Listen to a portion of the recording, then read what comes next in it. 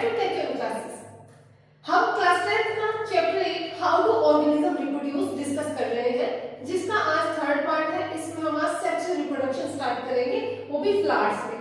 तो ये मैंने फ्लावर का डायग्राम बना दिया है, जिसके पार्ट्स को हम स्टडी करेंगे। पहले इसको डायग्राम को अच्छे से समझेंगे, इसके बाद हम इसके अलग अलग पार्ट की बात करेंगे, फंक्शंस क्या है और ये रिप्रोडक्शन में कैसे हेल्प करते हैं, न्यू फ्लावर्स कैसे बनते हैं, न्यू फ्लावर्स कैसे आते हैं, फ्रूट कैसे बनता है फ्लावर से। तो ये सब हम आज डिस्कस करने वाले हैं। तो ये डायग्राम है, ये हिबिस्कस का फ्लावर है। तो इसमें ये है एंथर, ये है फिलामेंट। इन दोनों को एक साथ स्टेमन बोला जाता है, यानी कि ये मेल रिप्रोडक्टिव ऑर्गन्स है। जो मेल के रिप्रोडक्टिव ऑर्गन्स है वो है एंथर एंड फिलामेंट। फिलामेंट के ऊपर ये एंथर अटैच है।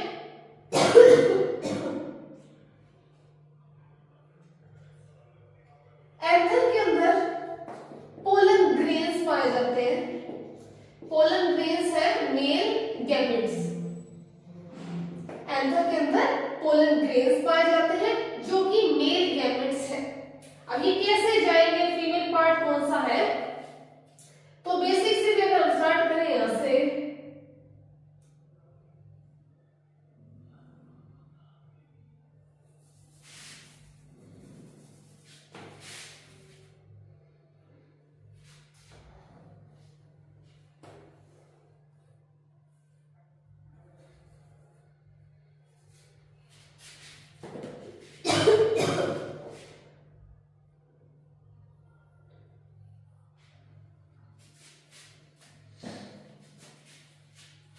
Good evening students, welcome back to take your classes. आज हम good evening students, welcome back to take your classes. हम क्लास 10 का chapter 8 how do organism reproduce discuss कर रहे हैं, जिसका आज थर्ड पार्ट है। हम असेक्सुअल रिप्रोडक्शन डिस्कस कर चुके हैं, आज सेक्सुअल रिप्रोडक्शन डिस्कस करेंगे फ्लावर में। तो मैंने ये फ्लावर का डायग्राम बना दिया है। फ्लावर के डायग्राम में सबसे लेंगे, मान लीजिए हिबिस्कस का फ्लावर है, उसी के थ्रू ये डायग्राम के पार्ट बनाए गए हैं। जो ये कलरफुल पार्ट होता है जिसको पेटल बोला जाता है। तो फ्लावर के अंदर एक तो पेटल प्रेजेंट होती है, दूसरा है सेपल, जो कि ग्रीन कलर की लीफ साइड, प्लांट के साइड में जो फ्लावर के साइड में जो पाई जाती है उसको सेपल बोला जाता है। सिंगल पेटल है, अगर पेटल्स बोलना है तो इसका नेम है कोरोला। कोरोला भी इसको बोला जाता है। और सेपल्स का जो प्लूरल फॉर्म है सेपल्स, इसको कैलिक्स बोला जाता है। इसको कैलिक्स बोला जाता है। पेटल की जो प्लूरल फॉर्म है पेटल्स, उसको कोरोला बोला जाता है। और जो सेपल की प्लूरल फॉर्म है सेपल्स, यानी कि उसको कैलिक्स बोला जाता है। अब पेटल का क्या काम है? पेटल कलरफुल है, ठीक है, colourful part of the plant है, फ्रेग्रेंस प्रोड्यूस करती है, यानी कि खुशबू आती है इससे, जैसे रोज की खुशबू अच्छी है तो वो उसकी पेटल से ही आती है। और क्या काम है पेटल्स का? नेक्टर, हनी बी, बटरफ्लाई, इनके लिए फूड का काम करती है पेटल्स। इसमें से नेक्टर, जूस, फ्रूट जूस, जो इसका जूस होता है उसको सक करते हैं जो बर्ड्स या फिर कोई इंसेक्ट्स, तो उसके काम आती है। तो ये पेटल्स है। अब हम इसके रिप्रोडक्टिव पार्ट्स की बात कर लेते हैं। इसमें मेल पार्ट कौन सा है, फीमेल पार्ट कौन सा है? एंथर, ये एंथर है। ये जो डंडी टाइप की दिख रही है ये फिलामेंट है, इसको साथ में स्टेमन बोला जाता है। ये मेल रिप्रोडक्टिव ऑर्गन है, ये मेल रिप्रोडक्टिव ऑर्गन है। ऊपर एंथर पाया जाता है, एंथर के साथ फिलामेंट जॉइंट है जो कि इसके साथ लगा हुआ है यहाँ पे ओवरी के पास में। इसको साथ में स्टेमन बोला जाता है। स्टेमन, मैन, एमियन, मैन, इधर से समझ आ गया। ये मेल रिप्रोडक्टिव पार्ट है प्लांट का। ये जो एंथर है इसके अंदर पोलन ग्रेन्स पाए जाते हैं। एंथर के अंदर पोलन ग्रेन्स पाए जाते हैं। पोलन ग्रेन्स क्या है? Male gametes. पोलन ग्रेन्स क्या है? मेल गैमेट्स है। एंथर के साथ में फिलामेंट है, इसको साथ में स्टेमन कहा जाता है। और ये मेल रिप्रोडक्टिव पार्ट है और इसमें एंथर के अंदर पोलन ग्रेन्स स्टोर होते हैं जो कि मेल गैमेट है, जो फर्दर फ्यूजन करवाया जाएगा क्योंकि सेक्सुअल रिप्रोडक्शन है। इसमें फ्यूजन होगा गैमेट्स का, मेल गैमेट और फीमेल गैमेट का फ्यूजन होगा, उसके बाद जाइगोट बनेगा। इसी को तो सेक्सुअल रिप्रोडक्शन बोलते हैं। तो मेल गैमेट हमें पता चल गया,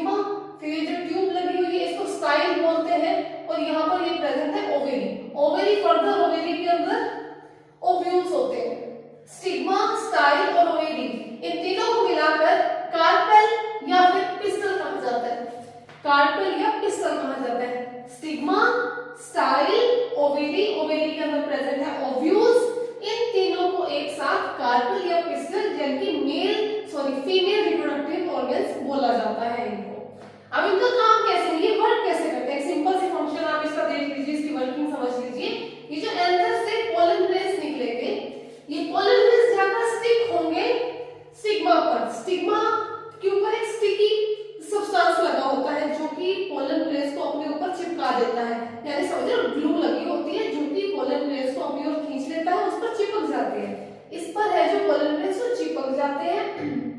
उसके बाद पोलन ग्रेन्स अपनी एक ट्यूब बनाते हैं जिसको नाम दिया जाएगा पोलन ट्यूब। मैं इसका अलग से डायग्राम में अभी समझाऊंगी आपको।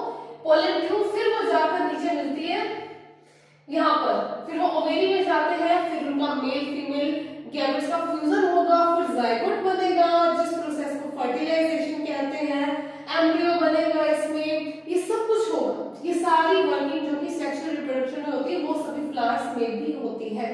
तो अब हम समझ लेते हैं कि ये डायग्राम क्या है, इसके अंदर जो पोलिनेशन है, पोलिनेशन इसका आएगा मेन, वो कैसे होगा, किस तरीके से होगा। अब ये प्रोसेस है पोलिनेशन का। फर्दर हम इसकी डेफिनेशन स्टडी करेंगे। जैसे पोलन ग्रेन्स, मैंने बोला कि स्टिग्मा के ऊपर एक स्टिकी सब्सटेंस होता है जिसके ऊपर पोलन ग्रेन्स चिपक जाते हैं। अब चलो पोलन ग्रेन्स यहाँ पहुंच गए, फिर उन्होंने अपनी पोलन ट्यूब एक बनाई जिसके थ्रू वो ओवेरी के पास जाते हैं। ओवेरी के अंदर प्रेजेंट है ओव्यूल, तो यहाँ पर मेल और फीमेल गैमेट का फ्यूजन होगा, जाइगोट फॉर्मेशन होगा, एम्ब्रियो बनेगा।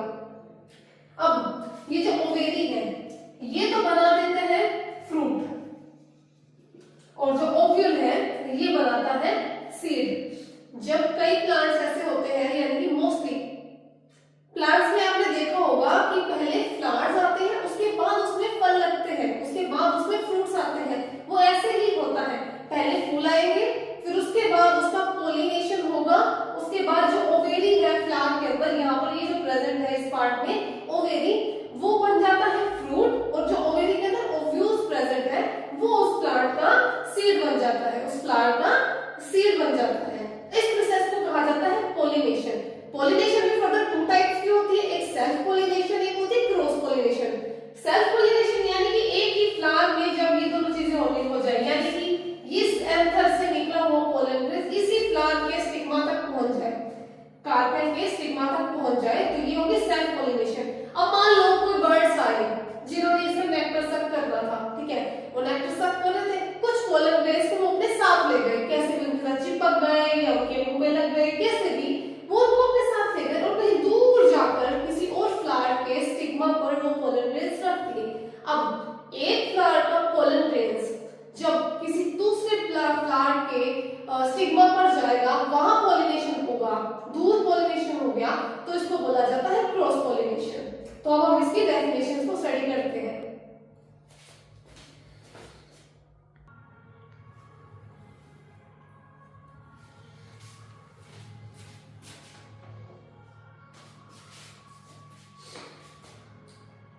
पोलिनेशन क्या है?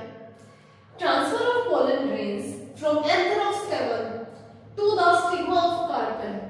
पोलन ग्रेन्स का transfer anther of the stamen से, एंथर से पोलन ग्रेन्स निकलते हैं, उनमें से पोलन ग्रेन्स जब निकल जाते हैं उसका ट्रांसफर होना स्टिग्मा, स्टिग्मा कौन सा? कार्पेल का, यानी कि फीमेल रिप्रोडक्टिव ऑर्गन्स का जो कार्पेल के अंदर पाया जाता है स्टिग्मा, उसके ऊपर जब पोलन ग्रेन्स का ट्रांसफर हो जाता है उसको बोला जाता है पोलिनेशन, यानी मेल एंड फीमेल गैमेट की मेटिंग को बोला जाता है pollination. Self pollination and cross pollination, इसकी दो टाइप्स है। सेल्फ पोलिनेशन क्या है? The pollen grains of a flower are carried out to the stigma of the same flower। जब pollen grains का ट्रांसफर स्टिग्मा पर हो जाता है, पर उसी फ्लावर के, जिस फ्लावर का पोलन ग्रेन है उसी फ्लावर के स्टिग्मा पर अगर उसका ट्रांसफर हो जाता है, वहां तक उसको लेकर जाया जाता है और वहां पर उनका मेटिंग हो जाता है, वो मिल जाते हैं, तो उसको बोला जाता है सेल्फ पोलिनेशन। क्रॉस पोलिनेशन होता है pollen grain of a flower are carried to the stigma of other flower.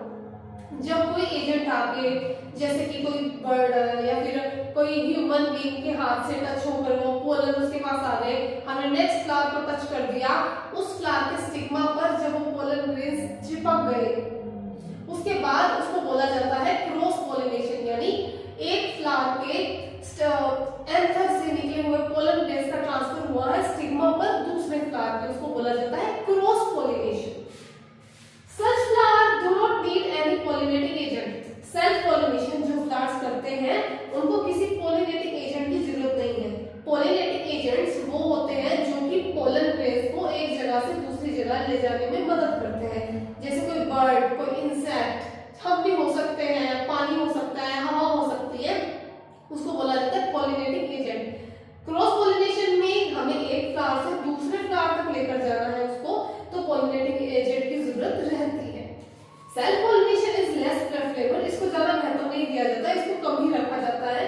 Since there is no mixing of genes, क्योंकि इसमें मिक्सिंग ऑफ जीन्स तो होगी नहीं, वही फ्लावर है उसके जो जीन्स है वही वो स्टिग्मा पर पोलन ग्रेन्स से चले जाएंगे, तो कोई नए जीन्स नहीं बनेंगे। लेकिन क्रॉस पॉलिनेशन प्रेफरेबल है क्योंकि इसमें न्यू कैरेक्टर्स प्रोड्यूस हो सकते हैं, नए जीन्स आ सकते हैं, एक फ्लावर के जीन्स होंगे, दूसरे फ्लावर के जीन्स होंगे, वो मिक्स होंगे तो कुछ नया बनेगा, नई हाइब्रिड क्वालिटीज बन सकती है, न्यू कैरेक्टर्स आ सकते हैं उस फ्लावर में, कोई डिजीज रेजिस्टेंट हो सकता है, तो उस कारण से क्रॉस पॉलिनेशन को प्रेफर किया जाता है, वो ज्यादा बेहतर है।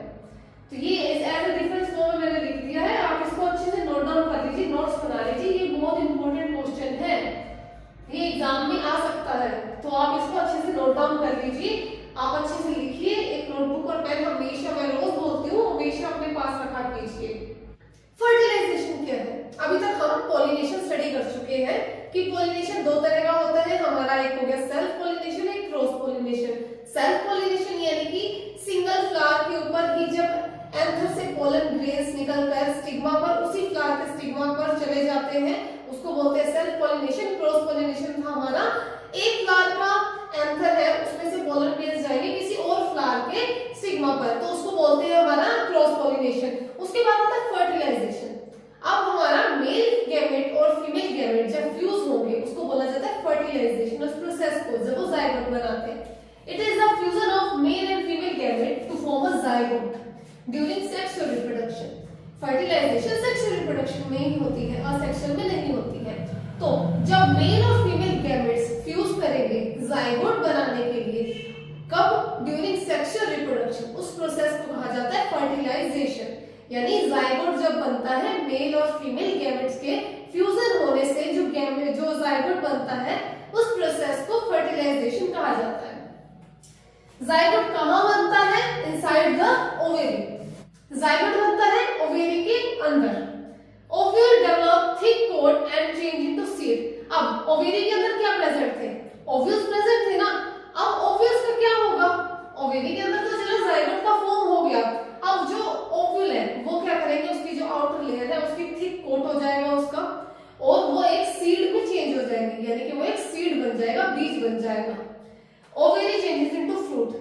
ओवेरी किसमें चेंज हो जाएगी? फ्रूट में। ओवेरी चेंज होती है फ्रूट में, जो कि जो ट्रीज या जो प्लांट्स फ्रूट देने से पहले फ्लावर्स देते हैं, उसके अंदर सेक्सुअल रिप्रोडक्शन होता है और उस फ्लावर के अंदर जो ओवेरी प्रेजेंट है वो बन जाती है फ्रूट, और जो ओव्यूल प्रेजेंट है वो बन जाता है सीड। यानी अब मैंगो का एग्जांपल देख ले, तो जो मैंगो का आउटर लेयर होती है वो सारा फ्रूट है, वो ओवेरी बनता है। जो मैंगो का सीड होता है वो ओव्यूल से डेवलप होता है, ओव्यूल होता है वो सीड बन जाता है।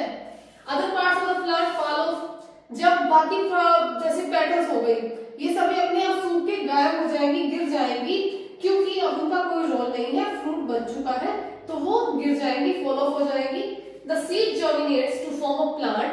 अब जो सीड है वो जर्मिनेट करेगा प्लांट बनने के लिए under suitable condition such as air moisture. जब उस सीड को, जो ऑब्वियसली सीड बन चुका है, अब वो सीड जब जर्मिनेट करना होगा, उसको अगर उसको अच्छी कंडीशंस मिल गई, सुटेबल कंडीशंस, जिस कंडीशन में वो ग्रो कर सकता है, तब वो ग्रो करेगा और जर्मिनेट हो जाएगा, एक प्लांट बन जाएगा। अब आप एक सीड का डायग्राम देख लीजिए, ये एक सीड है, सीड को दो टुकड़ों में बांटा, जैसे एक एप्पल कट्टा होता है वैसे उस हिसाब से ये मैंने डायग्राम बनाया है।